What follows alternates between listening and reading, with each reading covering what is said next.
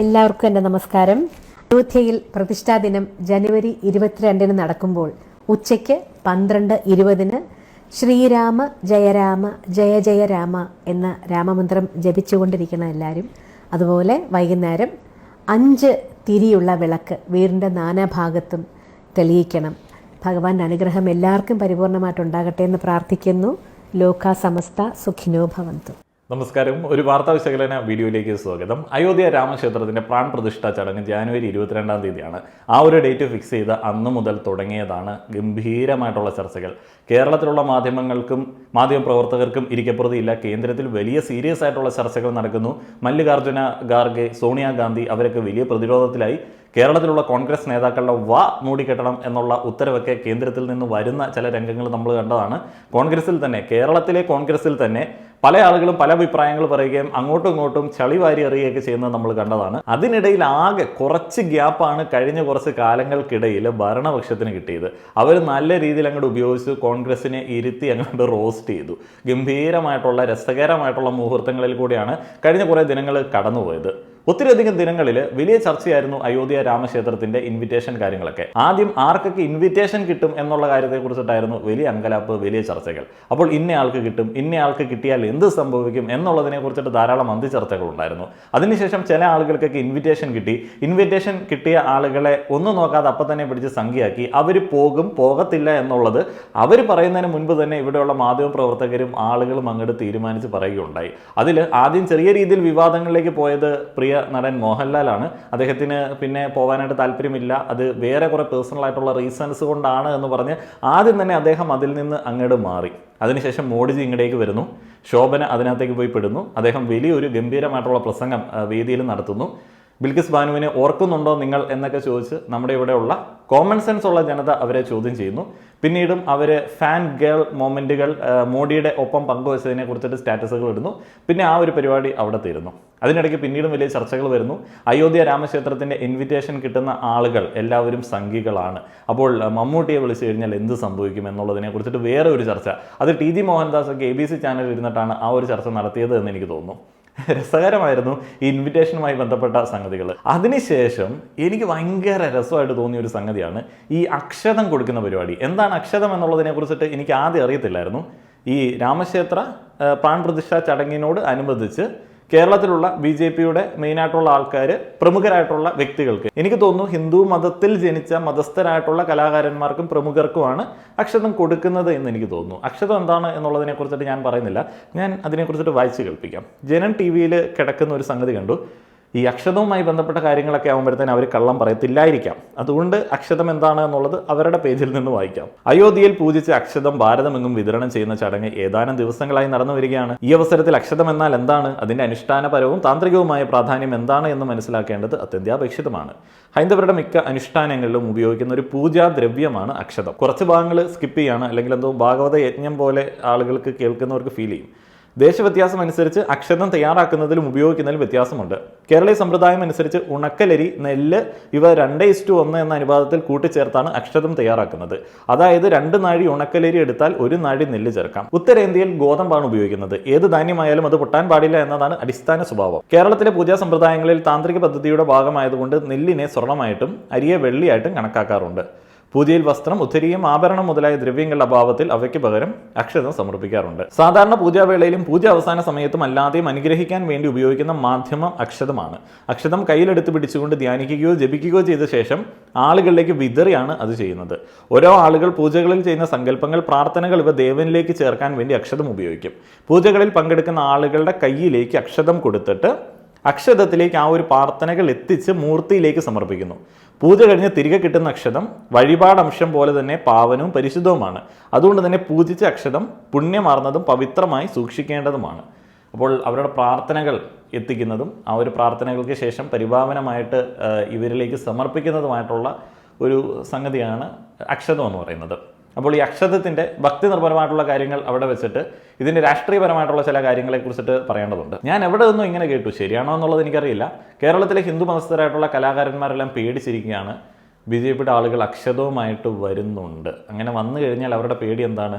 ഭക്തിയുമായി ബന്ധപ്പെട്ട പേടികളല്ല, അവരെ പിടിച്ച് സംഖ്യയാക്കും. ഒരു വലിയ കൂട്ടം ആളുകൾ അവരെ പിടിച്ച് സംഖ്യയാക്കാൻ സാധ്യതയുണ്ട്. അക്ഷരം സ്വീകരിച്ച് ഇന്ന് ലേറ്റസ്റ്റ് ആയിട്ട് സംഖ്യയായിരിക്കുന്നത് KS ചിത്ര എന്ന നമ്മുടെ പ്രിയപ്പെട്ട ഗായികയാണ്. KS ചിത്ര അത് പോരാത്തതിന് അയോധ്യ രാമക്ഷേത്രത്തിൻ്റെ പ്രാണപ്രതിഷ്ഠാ ചടങ്ങിന് വേണ്ടി ചില ആശംസകൾ പങ്കുവെക്കുകയും ചെയ്തു. അദ്ദേഹത്തിൻ്റെ ഒഫീഷ്യൽ പേജുകളിലൊന്നും അതില്ല, റിമൂവ് ചെയ്താണോ എന്നുള്ളതറിയില്ല. വാർത്താമാധ്യമങ്ങൾ കാര്യമായിട്ട് തന്നെ അത് റിപ്പോർട്ട് ചെയ്യുന്നുണ്ട്. ഈ സംഖ്യയാക്കൽ പ്രക്രിയ എന്ന് പറയുന്നത് ഇത്തിരി ബോറ് പരിപാടിയാണ്. ഇവിടെ ഉള്ള ഒരു വലിയ കൂട്ടം സാധാരണ ജനത്തിന് ബാബറി മസ്ജിദ് പൊളിച്ച കാര്യത്തെക്കുറിച്ചിട്ടോ അതുമായി ബന്ധപ്പെട്ട കലാപങ്ങളിൽ മരിച്ച ആളുകളെ കുറിച്ചിട്ടോ പ്രത്യേകിച്ച് ഒരു ഐഡിയ ഉണ്ട് എന്ന് എനിക്ക് തോന്നുന്നില്ല. അത് ഇവിടെയുള്ള കലാകാരന്മാരാണെന്നുണ്ടെങ്കിലും പ്രമുഖരായിട്ടുള്ള വ്യക്തികളാണെന്നുണ്ടെങ്കിലും ഈ ചരിത്രബോധം അല്ലെങ്കിൽ രാഷ്ട്രീയ ബോധം, ഈ രാഷ്ട്രീയ അവബോധം, ഈ പറയുന്ന കാര്യങ്ങൾ നിർബന്ധമായിട്ടുണ്ടാവും എന്ന് നമുക്ക് വിചാരിക്കാൻ പറ്റില്ല. അതുകൊണ്ട് തന്നെ ചില ആളുകളുടെ നിലപാടുകൾ എന്ന് പറയുന്നത് അവരുടെ വിശ്വാസങ്ങൾക്ക് അധിഷ്ഠിതമായിട്ടായിരിക്കും. അപ്പോൾ അവരെയൊക്കെ പിടിച്ച് സംഖ്യയാക്കുക എന്ന് പറയുന്നത് ശരിക്കും പറഞ്ഞു കഴിഞ്ഞാൽ ഒരുമാതിരി ബോർ പരിപാടി തന്നെയാണ്. പക്ഷേ അതിനകത്ത് വേറൊരു സംഗതിയുണ്ട്. ഈ സംഖ്യയാക്കൽ പ്രക്രിയയെ കാര്യമായിട്ട് പ്രോത്സാഹിപ്പിക്കുന്നത് സംഘപരിവാർ ആണ് എന്നുള്ളതാണ്. അത് മനസ്സിലാക്കണമെന്നുണ്ടെങ്കിൽ ഇവിടെയുള്ള വലതുപക്ഷ കുഴലൂത്തുകൾ നടത്തുന്ന മാധ്യമങ്ങളിലേക്ക് ഒന്ന് പോയി നോക്കണം. ഇപ്പോൾ ഈ പറയുന്ന മറുനാടൻ, ABC, തത്വമയി, കർമ്മ, ഇവരുടെയൊക്കെ പ്രധാനപ്പെട്ട വാർത്തകളിൽ അവർക്ക് ഒരിക്കലും ഇമ്പോർട്ടൻസ് ഇല്ല ഈ അക്ഷരം കൊടുത്ത വാർത്തകൾക്ക്. അവരുടെ മെയിൻ ഇമ്പോർട്ടൻസ് എന്ന് പറയുന്നത് കമ്മികൾ ഇവരെ സംഖ്യയാക്കി എന്നുള്ള ഒരു വാർത്ത സൃഷ്ടിക്കലാണ്. അതിലൂടെ വിശ്വാസികൾ സംഘടിക്കണം, ഹിന്ദുമത വിശ്വാസികൾ സംഘടിക്കണം. രാമക്ഷേത്രം, നമ്മുടെ വെറും പരിപാവനമായിട്ടുള്ള രാമക്ഷേത്രം, അയോധ്യ, രാമൻ്റെ ജന്മസ്ഥലം, അവിടെ നമ്മളൊരു ക്ഷേത്രം പണിതു, അതിനെതിരെയാണ്, അത് പണിതതിനെതിരെയാണ് ഇവിടെയുള്ള ആളുകളൊക്കെ സംഘടിക്കുന്നത്, മതത്തിനെതിരാണ് എന്നുള്ള ഒരു ടോണിൽ ഇവരിങ്ങനെ പറഞ്ഞുകൊണ്ടിരിക്കുക. ഇവരുടെ മെയിൻ ഫോക്കസ് എന്ന് പറയുന്നത് ഈ അക്ഷതം കൊടുത്ത ആളുകളെ ബാക്കിയുള്ള ആൾക്കാർ നോക്കിക്കാണുന്ന രീതി, മോഡിക്ക് അനുകൂലമായിട്ട് ഈ ഒരു ഘട്ടത്തിൽ രാമക്ഷേത്രവുമായി ബന്ധപ്പെട്ട ഈ ഒരു ഘട്ടത്തിൽ എന്തെങ്കിലും പറയുന്ന ആളുകൾക്കെതിരെ വരുന്ന വിമർശനങ്ങൾ, ഇതിനാണ് അവരുടെ ഫോക്കസ്. ഈ ഒരു എല്ലാ വിമർശനങ്ങളെയും മൊത്തം ഇവിടെയുള്ള കമ്മികളാണ് ഇടുന്നത് എന്നുള്ള തരത്തിൽ പ്രചരിപ്പിക്കുക, അത്രേ ഉള്ളൂ. എന്ന് പറഞ്ഞാൽ സിമ്പിളാണ്, കമ്മികൾക്ക് മാത്രമേ അയോധ്യ രാമക്ഷേത്രവുമായി ബന്ധപ്പെട്ട് ബാബറി മസ്ജിദ് പൊളിച്ച ആ ഒരു ലഹളയിൽ 2000 ആളുകൾ മരിച്ച ആ ഒരു കാര്യത്തെക്കുറിച്ചിട്ട് ഇവിടെയുള്ള കമ്മികൾക്ക് മാത്രമേ ചിന്തയുള്ളൂ. അവരുടെ ആ ഒരു ചിന്ത എന്ന് പറയുന്നത് നമ്മളുടെ രാമനെതിരായിട്ടുള്ള ചിന്തയാണ്, രാമക്ഷേത്രത്തിനെതിരായിട്ടുള്ള ചിന്തയാണ്. മനുഷ്യത്വപരമായിട്ടും ചില ആളുകൾക്ക് അന്നത്തെ ആ ഒരു ലഹളയും അതിൻ്റെ സ്ഥാനത്ത് വന്ന ഒരു അമ്പലമൊന്നും ചിലപ്പോൾ യോജിക്കാൻ പറ്റിയെന്ന് വരില്ല. അവരെയും പിടിച്ച് കമ്മിയാക്കുക എന്നുള്ളതാണ് തിരിച്ച് ചെയ്തുകൊണ്ടിരിക്കുന്നത്. അപ്പോൾ ഇതിനകത്തൂടെ അവർ ഉദ്ദേശിക്കുന്നത് എന്താണെന്ന് വെച്ച് കഴിഞ്ഞാൽ ഹിന്ദുക്കളിൽ ഒരു പേടി ഉണ്ടാക്കുക. 2-3 ടൈപ്പ് ഹിന്ദുക്കളുണ്ടല്ലോ, തീവ്ര ഹിന്ദുക്കൾ, മൃദു ഹിന്ദുക്കൾ. അപ്പോൾ ഈ മൃദു ഹിന്ദുക്കളെയെങ്കിലും ഒന്ന് പേടിപ്പിച്ച് തങ്ങളുടെ കൂട്ടത്തിലേക്ക് കൂട്ടുക എന്നുള്ളതാണ് അവരുടെ ലക്ഷ്യം. തങ്ങളുടെ വിശ്വാസങ്ങൾ ബാക്കിയുള്ള ആളുകൾക്ക് ഇഷ്ടപ്പെടുന്നില്ല, തങ്ങളുടെ രാമനെ ഇഷ്ടപ്പെടുന്നില്ല, തങ്ങളുടെ ക്ഷേത്രത്തെ ഇഷ്ടപ്പെടുന്നില്ല. ആ തരത്തിലുള്ള ഒരു പ്രചാരണമാണ് ഇവർ ഉദ്ദേശിക്കുന്നത്. എൻ്റെ കമന്റ് ബോക്സിൽ ഒരു കമന്റ് മുന്നേ വന്നു, അപ്പോൾ ഞാനത് ശ്രദ്ധിക്കണ്ടായി. അപ്പോൾ ആ ഒരു കമന്റ് ഇങ്ങനെയാണ്: അയോധ്യയിൽ രാമക്ഷേത്രം നിർമ്മിച്ചതും പ്രാണപ്രതിഷ്ഠാ ചടങ്ങ് നടത്തുന്നതും കണ്ടിട്ട് നിങ്ങൾക്ക് അസൂയാണ്, നിങ്ങൾക്ക് കുരുപൊട്ടുന്നു. എനിക്കത് കണ്ടപ്പം ഗംഭീര ചിരിയാണ് വന്നത്. പക്ഷെ പിന്നീടാണ് മനസ്സിലായത് ഇതിങ്ങനെ പറഞ്ഞ് പരത്തുന്ന ഒരു സംഗതിയാണ്. എന്ന് പറഞ്ഞാൽ നമുക്കിപ്പോൾ അവിടെ അമ്പലം പണിതാലും എന്ത് പണിതാലും നമുക്ക് പ്രശ്നമില്ല. ഏതായാലും പൊളിച്ചു, 12,000 ആളുകൾ ആ ഒരു ലഹളയിൽ മരണപ്പെട്ടു. ഇവിടെയുള്ള ഭരണഘടനാ വിരുദ്ധമായിട്ടുള്ള ഒരു പ്രവർത്തനമാണ് അന്ന് നടത്തിയത്. അതിനെക്കുറിച്ചിട്ടുള്ള പ്രശ്നങ്ങൾ ഏതായാലും പൊളിച്ചു കഴിഞ്ഞു. കുറേ കാലം അത് ഡിസ്കസ് ചെയ്തു. ഇനിയിപ്പോൾ അത് പറഞ്ഞിട്ട് കാര്യമില്ല, പൊളിച്ചു. ആ ഒരു ആളുകൾ മരിച്ച ആ ഒരു സാഹചര്യത്തിൽ അവിടെ ദൈവത്തിന് വേണ്ടി ഒരു ആലയം പണിയുമ്പോഴത്തേന്, ആ ഒരു ആലയത്തിൽ പ്രതിഷ്ഠ നടത്തുമ്പോഴത്തേന്, അതിൽ പ്രാർത്ഥിക്കുന്ന സമയത്ത് നമുക്കതിനകത്ത് പ്രത്യേകിച്ച് ഒരു അഭിപ്രായമില്ല. ഏതായാലും പൊളിച്ചു, നിങ്ങളത് ചെയ്തു. ഇനിയിപ്പോൾ വർഷങ്ങൾക്ക് ശേഷം, കുറേയധികം വർഷങ്ങൾക്ക് ശേഷം പുതിയൊരു മതം വരികയാണ്, ലുട്ടാപ്പി മതം വരിക എന്ന് വിചാരിക്കുക. അപ്പോൾ ലുട്ടാപ്പി മതക്കാരെല്ലാം കൂടെ പറയുകയാണ്, ഞങ്ങളുടെ ലുട്ടാപ്പിയുടെ ചില സംഭവങ്ങളൊക്കെ ഇതിൻ്റെ അടിയിലൊക്കെ എവിടെയോ കിടപ്പുണ്ട്, ഞങ്ങളിത് പൊളിക്കാൻ വേണ്ടി പോവുക. അന്ന് ലുട്ടാപ്പി സേവകർ എന്ന് പറയുന്ന ഒരു സംഘമുണ്ട്. അപ്പോൾ അവർ പ്രബലരാണ് എന്നുണ്ടെങ്കിൽ, അവർ വന്ന് ഇത് പൊളിക്കുകയാണ് എന്നുണ്ടെങ്കിൽ, അന്ന് പൊളിച്ചവർക്കെതിരായിട്ട് നമ്മൾ നിൽക്കും. അതേ ഉള്ളൂ അതിനകത്തെ ഒരു രാഷ്ട്രീയ എന്താ പറയുന്നത് നിലപാട് എന്ന് പറയുന്നത്. പൊളിച്ചവർക്കെതിരെ നമ്മൾ നിൽക്കും. അന്ന് ഒരു ലഹള ഉണ്ടായി കുറേയധികം ആളുകൾ മരണപ്പെട്ട് കഴിഞ്ഞാൽ ആ ഒരു സാഹചര്യത്തിനെ നമ്മൾ വിമർശിക്കും. അത് പൊളിച്ച് അവരവിടെ ഒരു ആലയം പണിയുമ്പോൾ എങ്ങനെയാണോ ചില ആളുകൾക്ക് മനസ്സിൽ തോന്നുക, അപ്പോൾ അതേ ഒരു തോന്നലുള്ളൂ. അല്ലാതെ ഇതിനകത്ത് ഈ മറ്റേ രാമവിദ്വേഷമോ അല്ലെങ്കിൽ ഹിന്ദുമത വിദ്വേഷമൊന്നുമില്ല. അത് ചുമ്മാ സംഘപരിവാർ അജണ്ടയാണ്.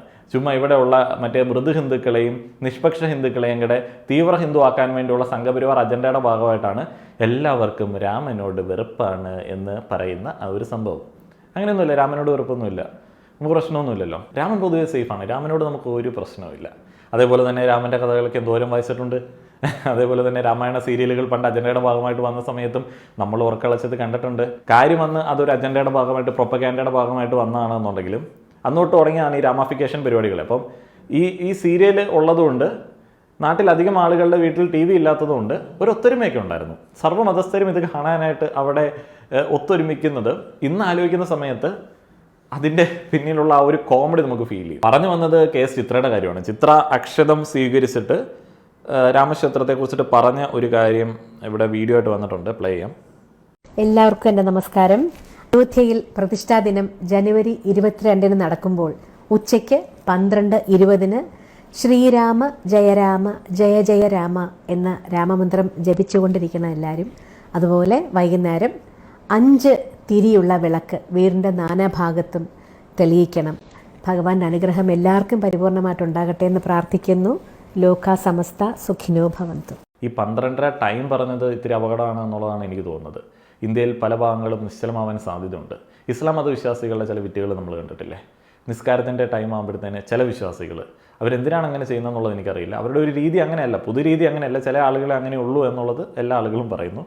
ഈ ഫ്ലൈറ്റിലൊക്കെ ആൾക്കാർ നടന്നു പോകുന്ന വഴിയിലൊക്കെ നിസ്കരിക്കുക, ആളുകൾക്ക് മാർഗതടസ്സം ഉണ്ടാക്കുക, അപ്പം നടു റോഡിൽ അങ്ങനെ ചെയ്യുക, അങ്ങനെയുള്ള ചില രീതികളുണ്ട്. അപ്പോൾ സംഘപരിവാറുകാർ ഈ 12:30 ടൈമിൽ അങ്ങനെ ഇന്ത്യയിൽ പല ഭാഗങ്ങളിലും പ്രവർത്തിപ്പിച്ചുകൊണ്ടിരിക്കുന്ന എഞ്ചിനുകൾ നിശ്ചലമാക്കി കഴിഞ്ഞാൽ വലിയ പ്രശ്നമാവും എന്നുള്ളതാണ് എനിക്ക് തോന്നുന്നത്. നിങ്ങൾ സൂക്ഷിച്ചോളുക.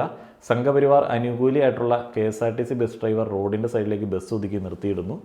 പെട്രോൾ പമ്പിൽ 5 തിരിയിട്ട വിളക്ക് കത്തിക്കുന്നു. ഇങ്ങനെയുള്ള നടപടികൾ അന്നത്തെ ദിവസം വരാനായിട്ടുള്ള സാധ്യത ഞാൻ പ്രതീക്ഷിക്കുന്നുണ്ട്. നിങ്ങൾ പ്രതീക്ഷിക്കുന്നുണ്ടോ എന്നുള്ളത് എനിക്കറിയില്ല. ഞാൻ ഈ പറയുന്ന കാര്യങ്ങളൊന്നും റിസ്ക് എടുക്കത്തില്ല. ഞാൻ അന്നത്തെ ദിനം തന്നെ റെഡ് മാർക്ക് ചെയ്ത് വെച്ചിരിക്കുകയാണ്. അന്ന് പുറത്തിറങ്ങണ്ട എന്നുള്ള ഒരു രീതിയിലേക്കാണ് ഞാൻ ഇരിക്കുന്നത്. റിസ്ക്കാണ്. പ്രവർത്തിപ്പിച്ചുകൊണ്ടിരിക്കുന്ന പല യന്ത്രങ്ങളും അവർ നിർത്താനായിട്ടുള്ള സാധ്യത ഉണ്ട്. പണ്ട് പാട്ട കൊട്ടിയ ലാലേട്ടനെയൊക്കെ നമ്മൾ ഈ ഒരു ഘട്ടത്തിൽ ഓർക്കുകയാണ്. ഒന്ന് ആലോചിച്ച് നോക്കണം. അത്രയധികം രീതിയിൽ ഇൻഫ്ലുവൻസ് ചെയ്യപ്പെടുന്ന ആളുകളുണ്ട്. അപ്പോൾ അത് സൂക്ഷിക്കേണ്ട ഒരു സംഗതി തന്നെയാണ്. അപ്പോൾ KS ചിത്ര ഇത് എന്തിനു പറഞ്ഞു? മലയാളത്തിൻ്റെ പ്രിയ വാനമ്പാടി, ഞങ്ങളുടെ സ്വകാര്യ അഹങ്കാരമേ, പൊതു സ്വത്ത് എന്നൊക്കെ പറഞ്ഞിട്ട് ആളുകൾ അതിൻ്റെ താഴെ കമൻ്റ് ഇടുന്നുണ്ട്. അത് ഭയങ്കര കോമഡിയാണ്. കാരണം ഒരു കലാകാരൻ എങ്ങനെയാണ് പൊതു സ്വത്താവുന്നത്? അദ്ദേഹത്തിൻ്റെ ജോലി അദ്ദേഹം ചെയ്യുന്നു. കലാകാരന്മാരെ നമ്മൾ ആ ഒരു കലയുടെ പേരിൽ ബഹുമാനിക്കുന്നു. നമുക്കൊരു വാശിയും വേണ്ട, പിടിവാശിയും വേണ്ട. അവർക്ക് ഒരു രാഷ്ട്രീയ നിലപാട് നമ്മളുടേതുപോലെ തന്നെ വേണം. അവർ മനുഷ്യത്വം കാണിക്കണം. അല്ലെങ്കിൽ അവർ നമ്മളുടെ സംസ്ഥാനത്തിൻ്റെ മോഡലായിട്ടുള്ള ഒരാളായിട്ട് നിന്ന് നിലപാടുകൾ എടുക്കണം. പ്രതീക്ഷിക്കേണ്ട ആവശ്യമില്ല, നമ്മൾ ആവശ്യം ഉന്നയിക്കേണ്ട ആവശ്യമില്ല. അങ്ങനെ ആരെങ്കിലുമൊക്കെ കിട്ടുകയാണെന്നുണ്ടെങ്കിൽ റെയർ പീസ്, നമുക്ക് കിട്ടിയ ഒരു അനുഗ്രഹം എന്നൊക്കെ പറഞ്ഞ് നമുക്ക് വേണമെങ്കിൽ അഭിമാനിക്കാം.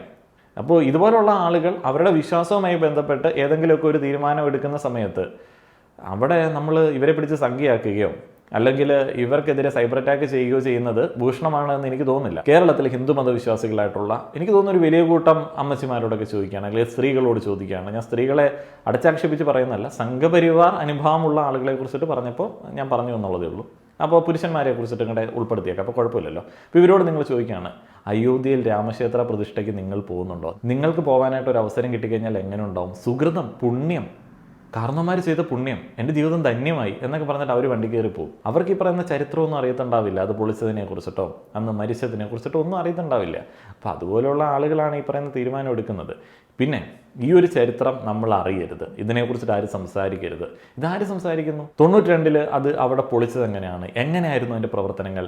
ഈ രഥയാത്ര, അദ്വാനിയുടെ രഥയാത്ര എന്തായിരുന്നു? ആ ഒരു കാര്യങ്ങൾ അന്നത്തെ ദിനങ്ങൾ എങ്ങനെയായിരുന്നു എന്നുള്ളതിനെക്കുറിച്ചിട്ടൊക്കെ നമ്മൾ അധികം മാധ്യമങ്ങളിൽ കേട്ടിട്ടുണ്ടാവില്ല. ഇവിടെയുള്ള വലതുപക്ഷ ചായവുള്ള ഏതെങ്കിലും മാധ്യമങ്ങൾ അതിനെക്കുറിച്ചിട്ട് പറയുമോ? റിപ്പോർട്ടർ ചാനൽ സംഖ്യയാക്കി എന്നൊക്കെയുള്ള പോസ്റ്റൊക്കെ കണ്ടിരുന്നു. അപ്പോൾ അവർ പറയില്ല. അന്ന് അവിടെ ഉണ്ടായിരുന്നു, എനിക്കൊന്ന് ജോൺ ബ്രിഡാസ് ഒക്കെ ആ ഒരു സമയത്ത് അതിൻ്റെ റിപ്പോർട്ടിങ്ങിൽ ഉണ്ടായിരുന്നു തോന്നുന്നു. അതേപോലെ തന്നെ ഫോട്ടോഗ്രാഫേഴ്സ് മലയാളികളായിട്ടുള്ള പല ആളുകളുണ്ടായിരുന്നു. അപ്പോൾ അവരതിനെക്കുറിച്ചിട്ടുള്ള എക്സ്പീരിയൻസ് ഷെയർ ചെയ്തിട്ടുണ്ട്. അതേപോലെ മലയാളത്തിലൊരു ചാനലുണ്ടല്ലോ, സാമുവൽ ജോർജ് ജേർണലിസ്റ്റ്, അദ്ദേഹത്തിൻ്റെ എക്സ്പീരിയൻസ് ഉണ്ടെന്ന് തോന്നുന്നു. അപ്പോൾ ഇതൊക്കെ കേട്ട് കഴിഞ്ഞാൽ കുറച്ചൊരു ഐഡിയ കിട്ടും. പക്ഷെ അതാര് കേൾക്കും? എങ്ങനെ അവരിലേക്ക് നമുക്ക് എത്തിക്കാൻ പറ്റും? അപ്പോൾ രാമൻ്റെ ജന്മസ്ഥലത്ത് ഒരു ക്ഷേത്രം പണിയുന്നു, അതൊരു പള്ളി പൊളിച്ചിട്ടാണ്. ആ പള്ളി പൊളിച്ചിട്ട് ക്ഷേത്രം പണിതു, അവർ നമ്മുടെ ആയിരുന്നു, അതുകൊണ്ട് നമ്മളത് പൊളിച്ചു എന്നുള്ള ഒരു ആറ്റിറ്റ്യൂഡാണ്. അവർ വേണമെങ്കിൽ അപ്പുറത്ത് പള്ളി പണിതോട്ടെ, അവർക്ക് സ്ഥലം കൊടുത്തല്ലോ എന്നുള്ള മൃദു സമീപനമാണ് ഇവിടെയുള്ള ഒരു ബഹുഭൂരിപക്ഷം ആളുകൾക്ക്. അതിൽ കലാകാരന്മാരുണ്ട്, പ്രമുഖ വ്യക്തികളുണ്ട്. അപ്പോൾ അതിനകത്ത് അവരങ്ങനെയുള്ള തീരുമാനങ്ങൾ എടുക്കുമ്പോൾ അവിടെ നമ്മൾ അവരെ സംഖ്യയാക്കി സംഘി മെമ്പർഷിപ്പ് എല്ലാവർക്കും വിതരണം ചെയ്തു കഴിഞ്ഞാൽ, കമ്മികൾ ചെയ്തു കഴിഞ്ഞാൽ സംഘപരിവാറുകാർ അതിനെ മുതലെടുക്കും. കമ്മികൾ ചെയ്തില്ലെങ്കിലും കമ്മികൾ ചെയ്തു എന്ന് പറഞ്ഞ് സംഘികൾ അവിടെ പോയി കമൻ്റ് ഇടും. അമ്മാതിരി ടീമുകളാണ്. അത്രയധികം വൃത്തികേടുകൾ, സംഘപരിവാർ ചൊവ്വയുള്ള ചില വൃത്തികേടുകൾ KS ചിത്രയുടെ കമൻറ്റ് ബോക്സിലും പ്രതികരണത്തിൻ്റെ താഴെയൊക്കെ കാണുവാനായിട്ട് സാധിച്ചു. ഇതിനെക്കുറിച്ചിട്ട് ഇതിൽ കൂടുതൽ വിശകലനങ്ങൾ നടത്തേണ്ടതുണ്ട് എന്ന് എനിക്ക് തോന്നുന്നില്ല. നിങ്ങളുടെ അഭിപ്രായങ്ങൾ പറയുക. നന്ദി.